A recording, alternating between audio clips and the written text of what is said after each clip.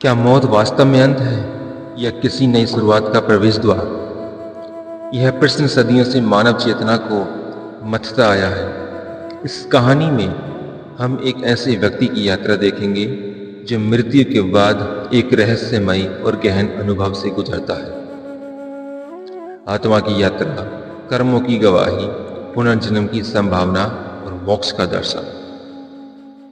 विक्रम एक 48 वर्षीय सरकारी कर्मचारी था जो जीवन की आपाधापी में उलझा हुआ था।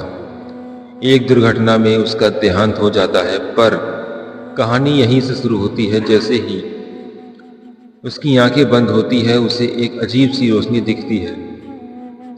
शरीर हल्का हो जाता है और वह अपने मृत शरीर को ऊपर देख सकता है।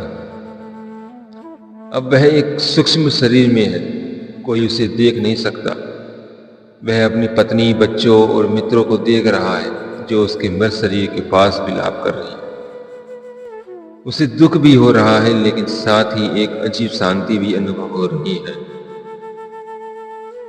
वह सोचता है, क्या मैं अब भी जीवित हूं? कुछ ही समय में दो चमत्कार आकृतियां उसके पास आती हैं। ये यमदूत हैं। वे कहते हैं, चलो विक्रम, तुम्हारे कर्मों का लेखा जोखा होना है।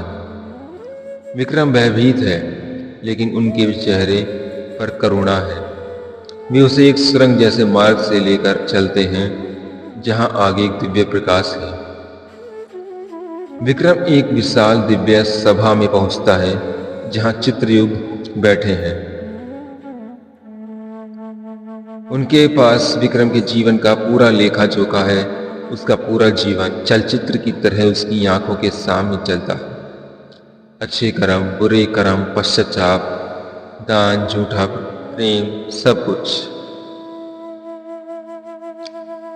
इस प्रक्रिया में विक्रम को समझ आता है कि उसके जीवन में वह कितना दुख होया रहा है। काम में, चिंता में, ईर्ष्या में, और उसने अपने परिवार को समझा समय नहीं दिया। सच्ची खुशी नहीं जानी उसकी आत्मा से रो पड़ती है।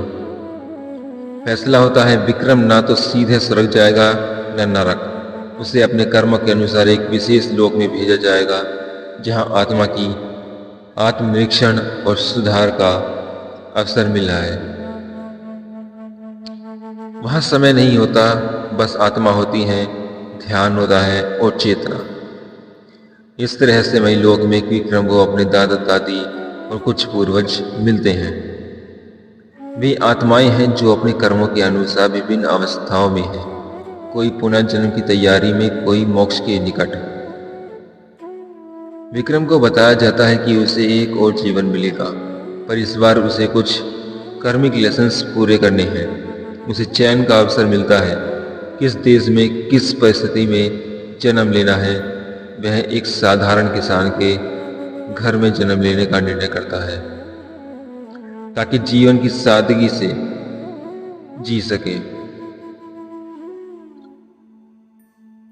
विक्रम पुनर्जन्म की ओर अग्रसर है, लेकिन इससे पहले उसे एक आखिरी दर्शन कराया जाता है। वह अपने पिछले जीवन के कुछ महत्वपूर्ण क्षणों को फिर से देखता है, कृतज्ञता से भर उठता है। नई मां की खोख में एक नई आत्मा का प्रवेश होता है। विक्रम अब एक नवजात शिशु के रूप में इस संसार में पुनः प्रवेश करता है, लेकिन उसकी आत्मा में अब कुछ स्मृतियां, हल्की हल्की अनुभूति की जीवन क्षणिक है, और इसके उद्देश्य केवल भोग नहीं, अनुभव और प्रेम है। यह कहानी केवल विक्रम की नहीं, यह हम सभी की हो सकती है। मौत का अनुभव भले ही रहस्यमयी हो, पर यह जो आत्मा समझती है कि जीवन सेवा, करुणा और चेतना का नाम है, वह सच्चे अर्थों में मृत्यु के पार देख सकती है। धन्यवाद।